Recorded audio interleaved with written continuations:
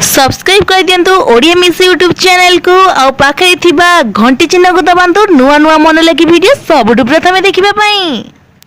Hello hi नमस्कार दर्शक बंधु मो सभी आपन मानकर होस्ट दोस्त आपन मन को स्वागत करछि मो यूट्यूब चैनल ओडिया मिस को। प्रिय दर्शक बंधु आज मु आपन कहबी कार्तिक मासर शेष 5 दिन रे कोन पई मुरुज पड़ी थाए एहा पछरे कोन रहिछि पौराणिक रहस्य। प्रिय दर्शक बंधु भारतीय पुराण रे उल्लेख रहिछि जे कार्तिक मास एक पवित्र मास। कुमार पूर्णिमा परठारु प्रतिपदा तिथि कार्तिक मास आरंभ होई रास पूर्णिमा बा कार्तिक पूर्णिमा रे शेष होइथाए।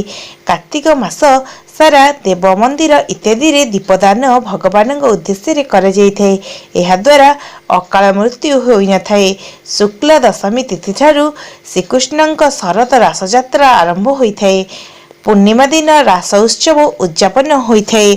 बड़ एकादशी ठारू पूर्णिमा पर्यंत 5 दिन पड़े भीष्म पंचक। यार अन्य नाम होची बक पंचक। कुहाଯାଏ पंचक 5 दिन जाए बक मध्य माछ खाई न थाए। चतुर्मास्या व्रत समाप्त हेउथबा जोगु एहाकु चतुर्मास्य पंचक बोली मध्य कुहाଯାଇଥାଏ। चतुर्दशी दिन शिव उत्थान यात्रा और बड़ ओषा अनुष्ठित होइथाए।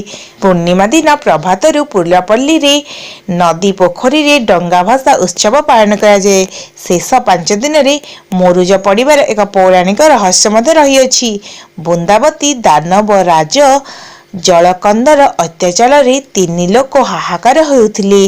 जलकंदर को अमर बर मागी नथिले भी पत्नी का सतीत्व नष्ट हेले जाई तांकर मृत्यु हेबो बोली बर मिलिथिला।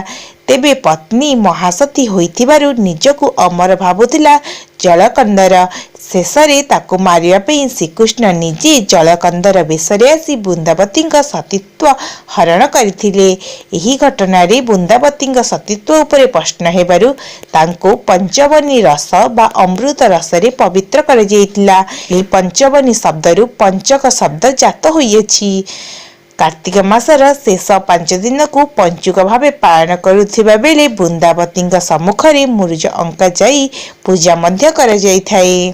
प्रिय दर्शक बंधु आपण माने एही पंचुक 5 दिन एही कार्तिक मास रे पडुथिबारु आपण मध्य आपणक चौरा मूल रे एही पंचुक 5 दिन रे आपणक घर एवं आपणक दुआर को रंगायित करिबा पई विभिन्न रंगर मुरुज रे आपणक घर को रंगायित करंतु।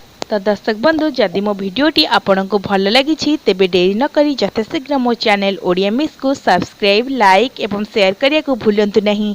रहउची दर्शक बंधु पुणी थे देखा एक आगामी नुआ वीडियो सहित। नमस्ते भले था नमस्ते।